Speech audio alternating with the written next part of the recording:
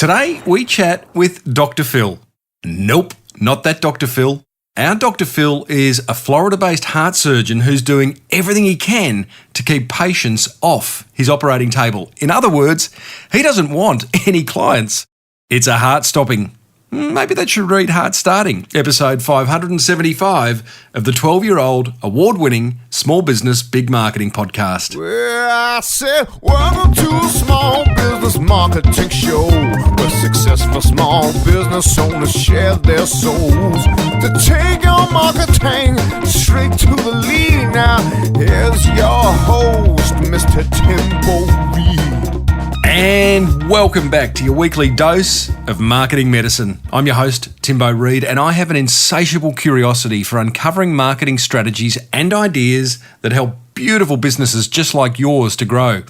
You, so much more importantly, well, you're a motivated business owner ready to crank out some great marketing to build that beautiful business of yours into the empire it absolutely deserves to be. And guess what? That's why this podcast exists. So you, my friend, are in the right place. As per usual, team, there is marketing GOLD dripping from the ceiling over here at Small Business Big Marketing's HQ. So let's get stuck right in. Quick update, the Regional Queensland series is over. I hope you loved it. I absolutely loved bringing it to you. And I'd just like to ask you a favour. If you did love it, could you send me a note, an email or a voicemail, and let me know your thoughts? It doesn't have to be long. You could just say, Timbo, that was unreal. Can we have more of that? My email, tim@timreid.com.au, or you can give us a buzz and leave a message on the Small Business Big Marketing hotline, 0480 015 150, and let me know your thoughts on the last 8 episodes where we showcased wonderful businesses in regional Queensland. Now, for as long as Dr. Philip Ovadia can remember, he was overweight as a child, as a teenager, as a medical student, even as a cardiac surgeon. Then one day, when he was making the rounds in the hospital he was working at, he was convinced he was having a heart attack. Fortunately, it was just severe heartburn. However, that incident scared him into action. He lost all the weight he needed to, and that's easier said than done from personal experience, then set off on a journey to end obesity and keep others off his operating table. And this is where it gets interesting.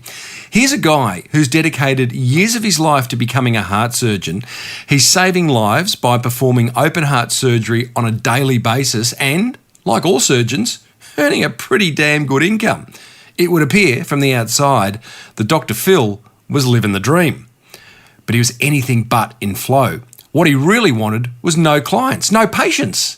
So, over recent years, he finds himself choosing to operate less and less and instead coaching people to optimise their metabolic health in order to avoid heart issues and cure their diabetes. Essentially, he's becoming a wellbeing coach. What an interesting career progression. So much so that he's written a book titled Stay Off My Operating Table, a heart surgeon's metabolic health guide to lose weight, prevent disease, and feel your best every day. He does one-on-one coaching. He has an online forum, podcast, blog, newsletter. The guy literally is a marketing machine. I began asking Dr. Phil why he became a heart surgeon in the first place. I actually always knew I wanted to be a surgeon. When you ask my parents when I was very young, and people would ask me what I wanted to do, I would always say I wanted to be a surgeon. I didn't actually say I wanted to be a doctor. And, this is what at like 4 or 5 years old, when I couldn't really have had any idea about what a surgeon actually was. But as I went through school and my education, that desire persisted. And then I got into medical school and I got into my medical training. And surgery is what I always enjoyed the most. And finally, as I got towards the end of the process and had to pick a specialty within surgery, I selected heart surgery because, again, I found it the most challenging, the most interesting. It is both kind of technically challenging, the surgeries that we do, and also the physiology that goes along with it. You're really seeing and working on the inner workings of the body. So I just, continue to this day to find it fascinating, and I, feel blessed every day to be able to help patients in that way. I'm fascinated talking to people who are 100% on purpose in their life and in their business life. You would appear to be that person, correct? Well, I think so, and I think that is starting to take on a new dimension, a new component as we're going to get into. But ultimately, I feel that my kind of mission in life is to be able to serve people and to be able to help people with their health. And being a heart surgeon now for the past 15 years has certainly fulfilled that. But I realize that there's more to it now, and that's why I'm shifting my focus a little bit, still continuing to work as a heart surgeon, but also focusing on helping people prevent heart disease and stay off my operating table. We're absolutely here to talk business and marketing. There are a couple of things I think we can learn from you as a heart surgeon before we get stuck into that. I'm actually fascinated that I even have the opportunity to talk to a cardiac surgeon for 45, 50 minutes, because I've just had 2 operations in the last 2 months. Getting into a surgeon is difficult. Getting time with a surgeon is difficult. When you get time with a surgeon, they are busy people. So thank you for making the time. What we can learn from you as a cardiac surgeon, I reckon there's a lot from a business point of view. But describe the first time you operated solo, because that, to me, just seems an incredibly scary proposition. It is and it isn't, because, the way that the training system is that you are well prepared for it. So realize that, before I did any solo operations as a heart surgeon, I spent 7 years, being trained as a surgeon under mentors. In the States, we call that internship and residency. I know it has a little bit of a different process, overseas. But when it got to that time that it was truly me, it was my responsibility, and, I wasn't working under anyone anymore. Certainly, it does take on a different level. But thankfully, I had trained under good mentors and I felt well prepared, and the first surgery went well, and most of the others since then have continued to go well. What's the longest operation you've had to endure? We occasionally do surgeries that are, 12, even up to 14 hours. There are some very complex surgeries that we perform. But for the most part, they tend to be around 4 to 6 hours. 14 hours on your feet doing something where someone's life is at risk. How does one stand on one's feet for 14 hours without losing the plot? Yeah,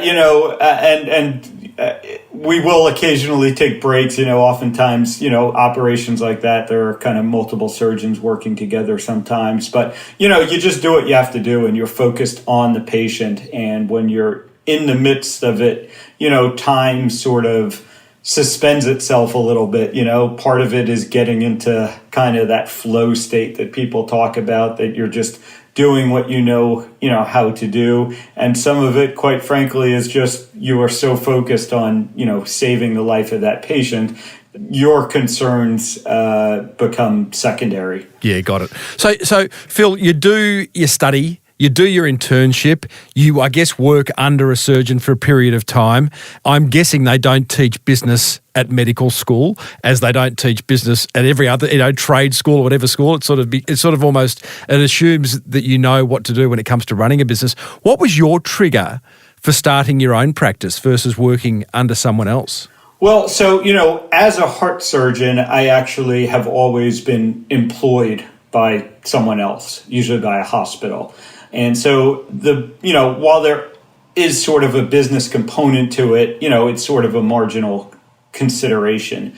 But more recently, when I started to realize the importance of preventative efforts, keeping people healthy, and trying to teach people to stay off my operating table, then it became time to launch my own business. And that has certainly been a new experience. But, I reached out to, kind of other mentors, that could show me the business world. And, one of them made a very astute point to me. And that was that even as a surgeon, I was always selling. I was always selling myself. I had to reassure the patients and their families that they were in good hands. And, while it may not be the traditional marketplace, that we deal with in other businesses that people, shop around and can go elsewhere, it was still marketing skills that I was using. And so realizing that made it easier to sort of make that transition into a more traditional business arrangement now that I have alongside, my continued practice as a heart surgeon. Just to understand that, Phil, you are employed by a hospital to be their heart surgeon.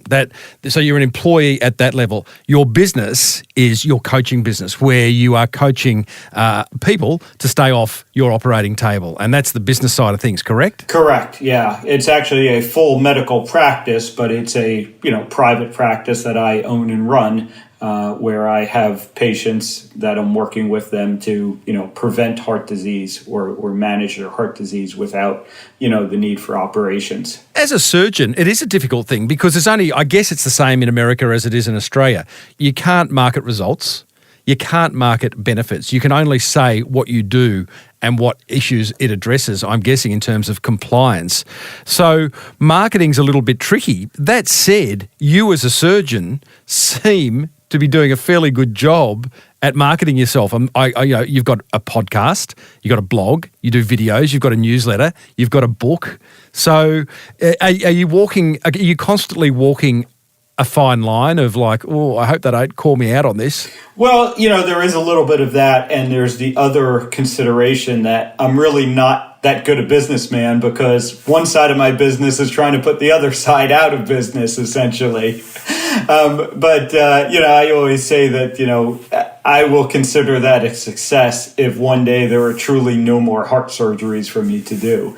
The unfortunate reality is that, there are more than enough heart surgeries for me and every other heart surgeon, both in the United States and worldwide, because heart disease is the number one killer in the United States and worldwide. And it has been that way for 20 plus years, and it shows no signs of slowing down.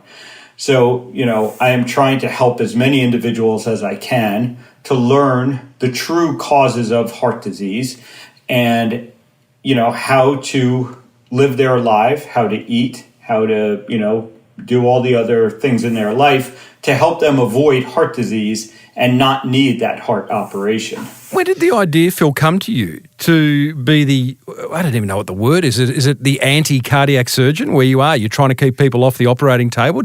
Were you just getting so frustrated of people coming through your clinic with issues that could have so easily been avoided that you've gone, right, time to do something about this? Describe the moment when that idea came to you.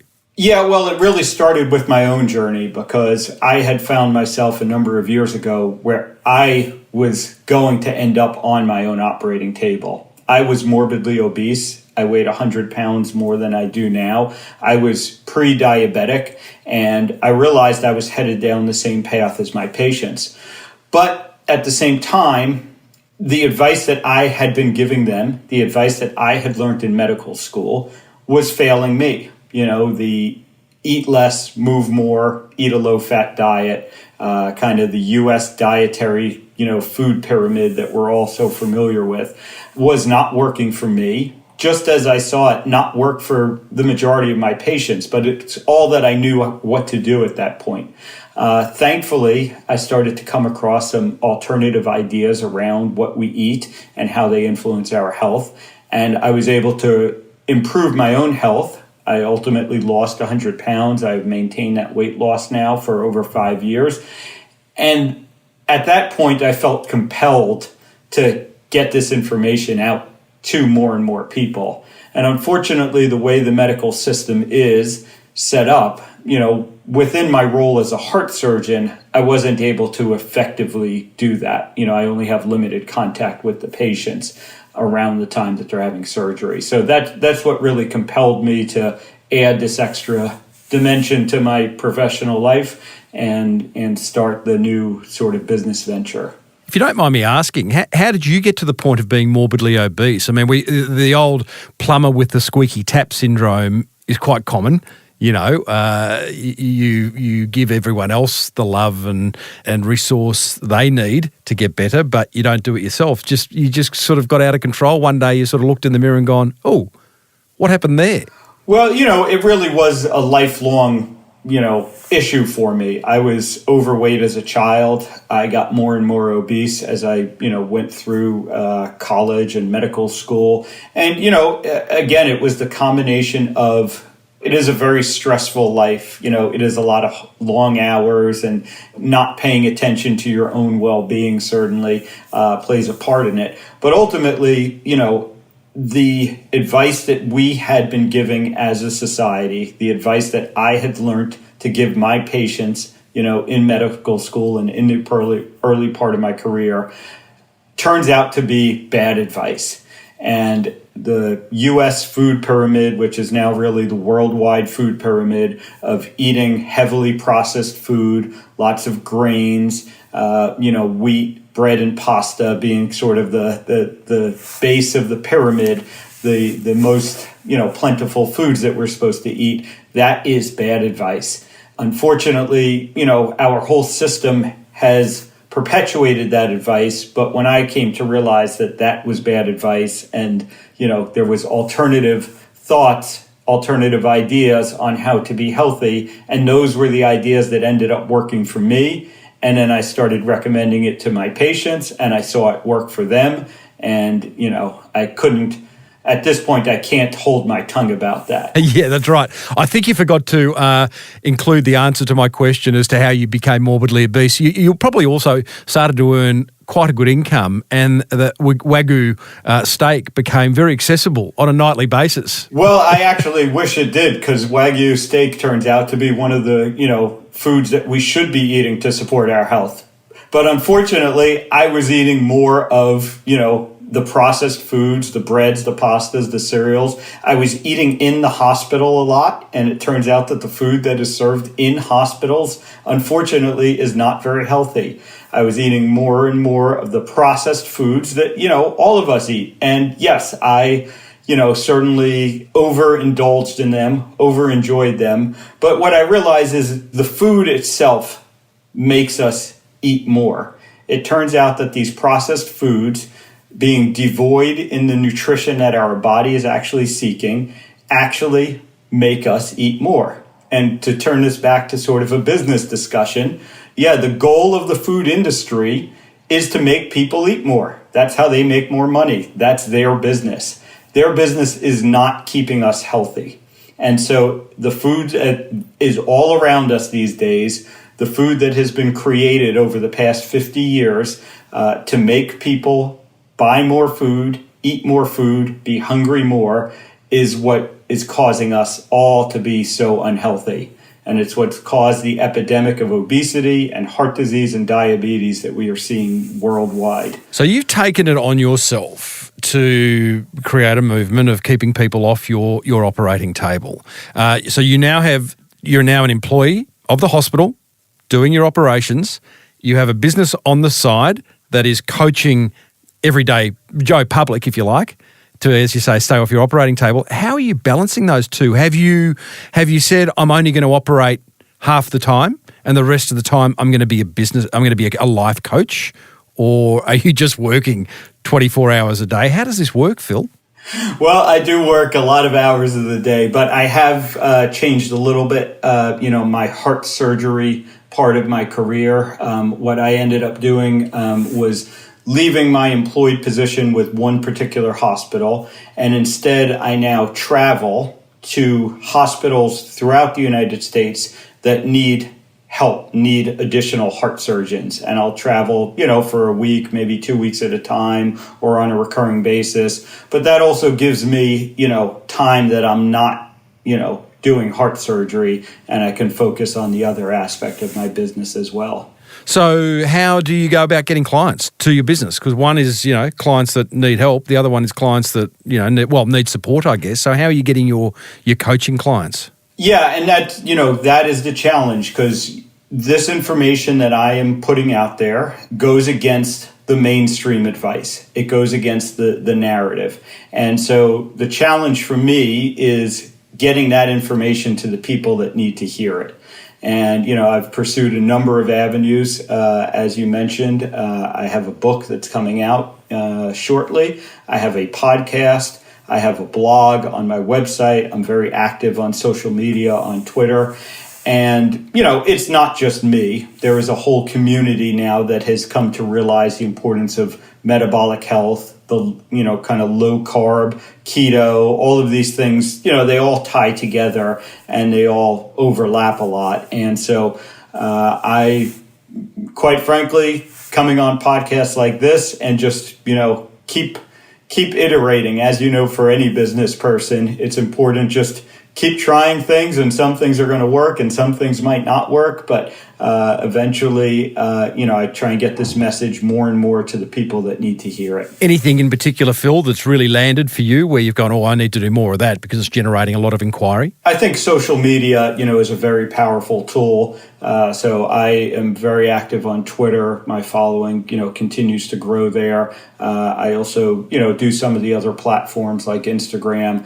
But I think, that kind of just gets your face out there, and then people start seeing the message over and over. And, some of them go and buy the book.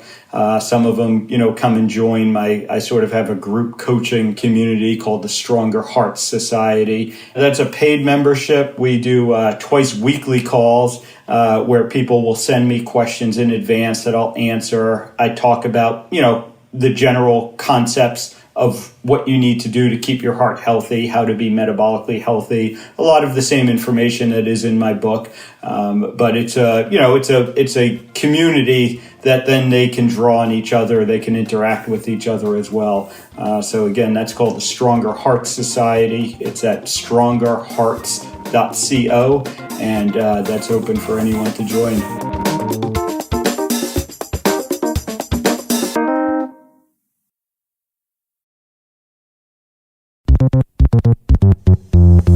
One thing that fascinates me about what you do is how available you make yourself. And again, maybe I'm just putting surgeons on a pedestal, but you are busy people. And you've got to be very careful of how you spread yourself around. And so doing things like the membership group, you also offer these free 15-minute telehealth calls on your website where you can go there, access your diary, and take an appointment with you for 15 minutes. Now, tell us about why and how you do that. I'm guessing it's not very scalable because it's just one-on-one. I imagine your conversion's high, and I imagine the whole premise of it is, you'll give some value, but the call to action at the end will be become a coaching client or join my membership group or buy my book. Is that right? Yeah, exactly. And, so the time balance, as you said, scaling this certainly becomes the challenge. And, I have other things that I am iterating on. The book is obviously going to be, very scalable. Anybody can buy that. There's going to be a course, a self-directed course that will go along with the book as well. And then, the membership community, for instance, gives me the opportunity to spend an hour interacting with 50 or 100 people at a time, as opposed to my one-on-one hours. But it does become a challenge. My time is limited. In the end, one of the things that I hope to do is also influence other physicians. So I do, deliver talks at medical meetings to try and get other physicians to realize that, what we have gotten wrong about nutrition, what we have gotten wrong about our lifestyles that is leading so many people to become, obese and diabetic and have heart disease. And hopefully, they will then be able to teach more of their patients. And, this message will continue to spread. We have a neurosurgeon down here in Australia by the name of Dr. Charlie Teo. Does that ring any bells for you? No, I don't think I've come across him. Okay, he's considered quite the renegade. In fact, right now as we speak, he's going through. How do I put it without getting into trouble? He suggests things He'll do operations that other neurosurgeons won't touch. He'll just do things that are considered against the ethos of what it is to become a surgeon. And as a result, he gets a lot of press. And I think he's very divisive. You either love him or you hate him. It doesn't feel like you are as extreme as Dr. Charlie Teo, but you must be considered a bit of a rebel within the cardiac surgeon community in America. Would that be fair? Yeah, certainly. I don't plan on being invited to talk at the, kind of national meetings for cardiologists and heart surgeons anytime soon. But I think, that's where revolution, that's where innovation comes from. When you look at the history of medicine, there were people who did things that were perceived to be crazy at the time. You can go all the way back to a physician called Semmelweis, who first suggested that washing your hands, between patients might be a good idea. And he was called crazy. He literally ended up in an insane asylum because he was so persecuted, at the time. There were many other examples like that throughout medicine where, it was the people who challenged the ingrained thoughts of the day, what was accepted as the normal needs to be challenged. That's the way that we move forward. That's the way we innovate. And when we find ourselves at a point where the vast majority of people are unhealthy, in the United States, the statistic is that 88% of the adults in the United States are not metabolically healthy. And you have to stop and say, we must be doing something wrong, and we have to challenge what we're doing. And yet, for the most part, the mainstream just continues in what they're doing because it's serving them well. Like I said, the food industry is doing great. The pharmaceutical industry is doing great. Hospitals are full. But at some point, someone has to start challenging that system and saying, why are we so unhealthy? And that is some of the, those are the things that I am now starting to do. I hate to be the negative guy in the room, but you and I think both know that there's always going to be heart surgery, right? There'll be heart surgery because there are some genetic things that you can't avoid, and there'll be still heart surgery, I'm sure, in 100, 200 years' time. Well, maybe they'll just invent a pill. I don't know where, that heart surgery could have been avoided. That said, what does real success look like to you? Let's say in 10 years' time, you've been on this, now, you've created this movement, your passion, is well known throughout your industry, maybe throughout America, as being that number one heart surgeon who doesn't really want to operate on you. How are you going to judge that you are being successful? Honestly, my judge of success is a generational issue. So what I really want to do and what will really, make me feel successful is if the children of the patients that I'm, dealing with are avoiding these problems, are not growing up obese. If we start to reverse that trend of increasing childhood obesity and, worsening health, in our younger generation, that is truly going to be the measure of success for me. Okay. What are you finding most difficult, Phil? And I mean across both businesses. So you are a cardiac surgeon, which appears to me to be incredibly difficult, and now you're running essentially a coaching business that requires a whole lot of different aspects of business that you don't employ in your heart surgery life. What are you finding really hard? Yeah, I think probably the hardest thing is, getting that message out that I am trying to get out against the overwhelming narrative that speaks against it. This is literally I am almost giving the exact opposite advice that, all of the leading medical societies, the governments of the world, give around nutrition. And, as I said, I'm not alone. There are certainly many other physicians who are trying to get the message out there. But that is a challenge that, presents a bit of a threat to me. Quite honestly, I could be at some point, and there have been other physicians who have had their medical licenses challenged because, they were talking about some similar issues. So that is a challenge, that is a constant threat, but it's one that I'm willing to, face and take on. You seem to be doing a great job of getting the message out there in terms of your content marketing. You know, it's pretty impressive. Like I said, podcast, blog, videos, newsletters, books. Any particular medium that I just mentioned there working better for you than the others? The book, which comes out in another week's time, is it?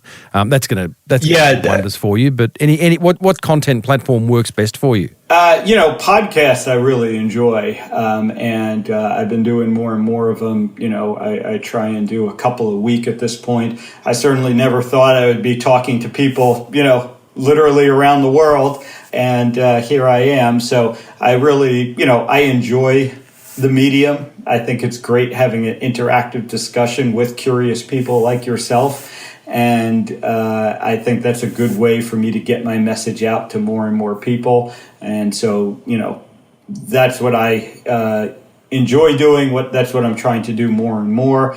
And, launching my own podcast then will give me the opportunity to have some of these same discussions with the people, that I want to invite on and have those discussions with as well. What kind of support do you have, Phil, in terms of, have you got, marketing manager, social media manager, virtual assistant, customer support? Yeah, so I have a great sort of business coach, and he's basically my virtual chief operating officer. His name is Brian Keith. You can find him at Redbeard Radio is one of his platforms. And then I have a virtual assistant that I utilize that helps get a lot of the content out there. I have a whole team around the book. The editors and the marketers for the book is sort of a separate aspect as well. And as the business grows, I hope to be bringing on additional physicians maybe into the practice, or physician assistants, or what we call nurse practitioners here in the States. But it's all a matter of seeing where it goes and where the need is and what's going to help me. But I'm fortunate to have a strong network of support that I draw upon. What's the balance between operating and coaching? And do you see a point in time where operating actually becomes maybe 10% or no % of what you do? Yeah, I think ultimately it probably will get that way. Right now it's probably about 80% operating and 20%, the coaching and private business. But that, continues to shift. I mean, a year ago it was 100% operating and no private business. So, and as the book comes out and my message gets out there, I certainly see it shifting more and more. I love operating. I love being able to help people in that way. I'm not really looking to give it up anytime soon, but we will see where this all leads. You know what many surgeons get wrong? Bedside manner. How's yours? I like to think it's excellent. I think here I am out here doing sort of this, and this is very similar to my bedside manner. I try and just be open with people and have a good conversation with them. So I think I do okay on that front. But I do agree with you. Many surgeons don't. I had a really interesting experience about 5 weeks ago. I had some minor spinal surgery. I had to have a cyst removed from my lumbar spine, so it wasn't too bad, but it was causing me a lot of discomfort. And it got to the point, I'll try and keep this story short because this is your interview, but I'd be very interested in your opinion on this. I got to the point where the pain was so bad, I had to seek an emergency appointment from a neurosurgeon somewhere, sort of the next day. And I'd been given a number of neurosurgeons' names in Queensland, the state where I live in Australia, and I thought, okay, one of them his name kept on popping up the most. So I Googled him, and up came a website called MedRate or ratemed.com, where you can rate any surgeons across any category. And my fellow came up number 9. As the 9th best neurosurgeon in Queensland. I'm going, that's not great. I wonder who number 1 is. So I look at number 1 and I contacted this fellow who subsequently gave me an opinion that I didn't really like. It was spinal reconstruction and all, it was a big procedure as well as removing this cyst. And I'm like, I think I need a second opinion on that. And my second opinion came through that I just need to get the cyst removed and I will be okay. And I did that, and I am. It was a complete success.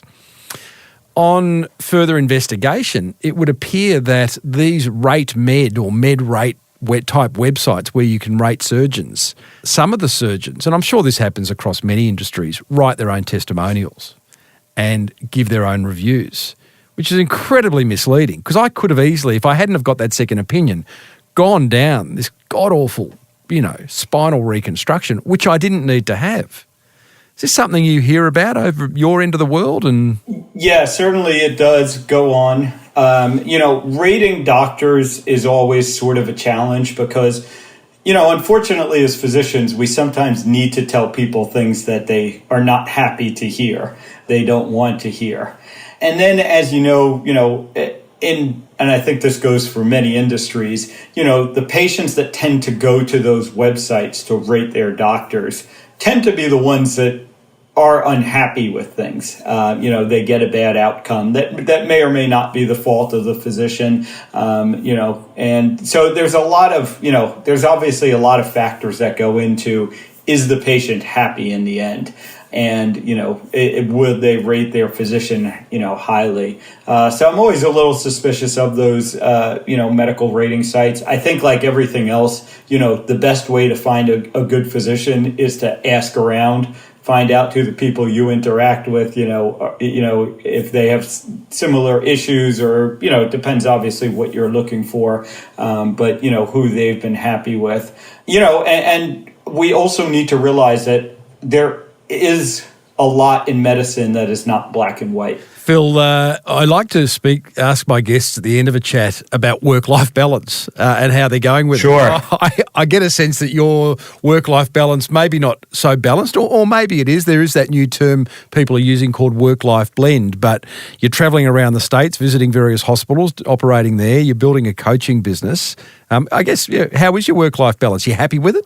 Yeah, I actually am. I think, I do put that extra effort in to make sure that my family is prioritized. And working in the way that I do as a heart surgeon, while yes, I may be away for a week at a time, but then I'm home for a week without having to be, on call at the hospital.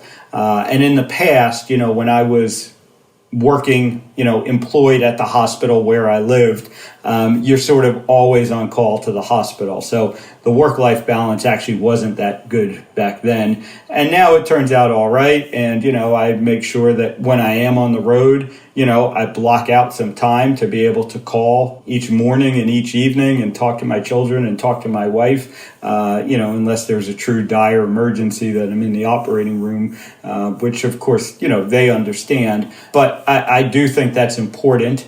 And, for the business owners that you talk to, that you serve, that is an important part of staying healthy.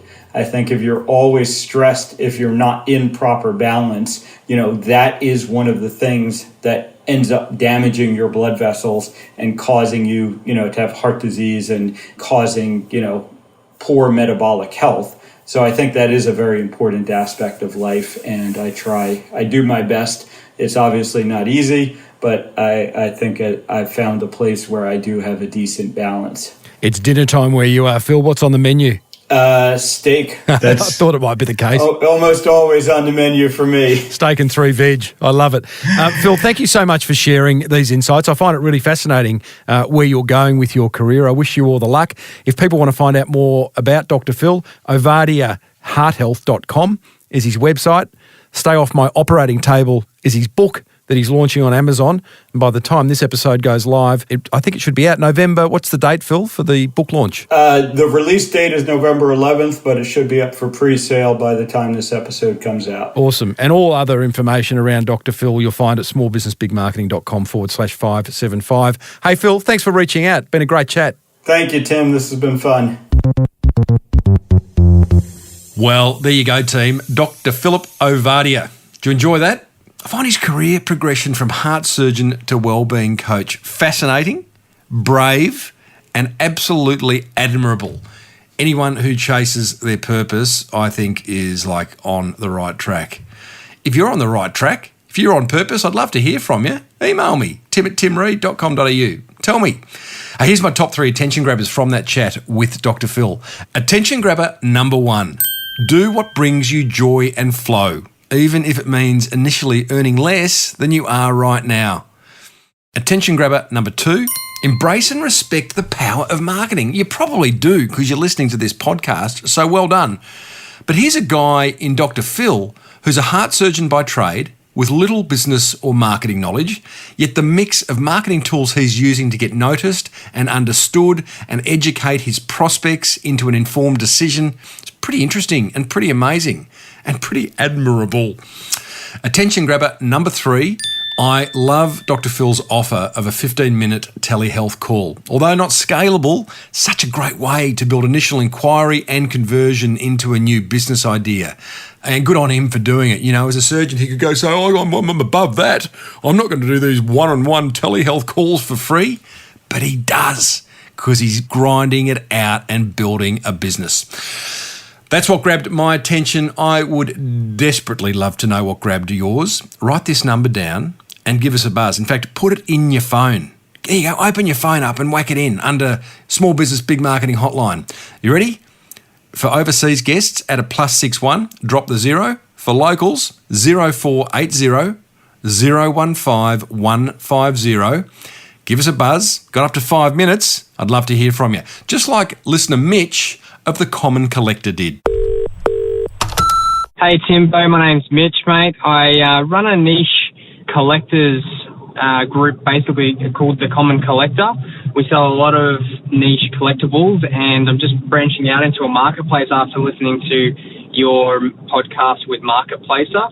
And I just want to, just listening to Leroy's podcast that you've just done, and I just really hit home with it because my passion is people. I really believe in sales are your community and your people, and I really make sure that I do the same thing. In my Facebook group, we have about to hit, just near on 1,300 people, and we reach out. I make sure all of my posts and all of my comments are from my personal account, so people know that they're not talking to someone random. They're talking to someone that owns the business and that's involved in the business. And I get people tag me in recommendations and the business in recommendations on other Facebook groups and pages. So I strongly believe that relationship is the key to sales, and that's something that I love. So I also just wanted to give you a wrap, mate. What you're doing is awesome, and for my regular job, I'm able to travel a lot, and so I can generally fit in about 3 or 4 of your podcasts a day, which is quite a lot of information to take in, but it challenges me listening to these guys where I can, and girls, where I can listen to the way they run their business and what they do, and it allows me to challenge myself in ways to grow my business and ask myself how I can adapt every one of these podcasts to grow my business, because obviously it's working for these people, so why can't it work for me? So yeah, mate, I just wanted to thank you for what you're doing. Keep it up. You're doing an awesome job, and I'll talk to you soon. Hey, Mitch, thank you so much, buddy, for taking the time to leave a message and for listening to my podcast on a regular basis. You sound like a young fellow having a crack with a side hustle, so well done to you, and an even bigger well done on consuming as much marketing information as you can and implementing it. As you said, buddy, obviously it works for my guests' businesses, so why can't it work for yours? So true, so true. I don't think a lot of the marketing ideas shared on here are like groundbreaking, you know. It's not rocket science. I was going to say it's not heart surgery. That would be more appropriate. But it is. The magic is in the implementation. So well done to you, Mitch. Thank you for your message.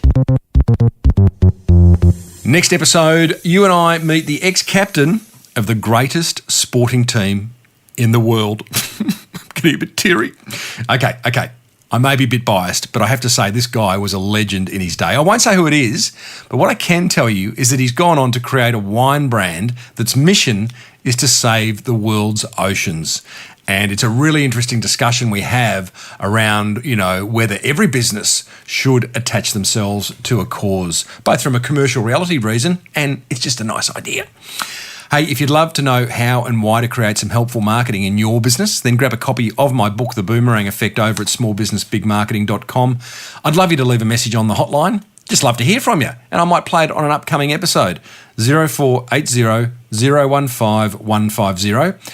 If you're loving the podcast, guess what? There's 574 more episodes over in the archive. So download the Listener app. That's a great place to sort of put all your podcasts in one place, and mine at the top. And remember, I've got a second podcast called Marketing in Minutes, which you'll also find over at Listener, LISTNR. As has been the case for the past 12 years, this podcast was presented by me, Tim Reid. The opening jingle bashed out by keyboard player Lockie Doley, who'll be playing alongside Pink Floyd's Roger Waters next year on tour. We're going to get him on later this year. Lockie, not Roger, although I'm going to try hard to get Roger on at some point to hear how that job, and it is a job, came about. And then this whole cacophony is made sense of by my wonderful producer, Romy Sher. Amazing. Don't know how you do it, Rom. Until next time, thank you so much for tuning in. May your marketing be the absolute best marketing. Bye for now.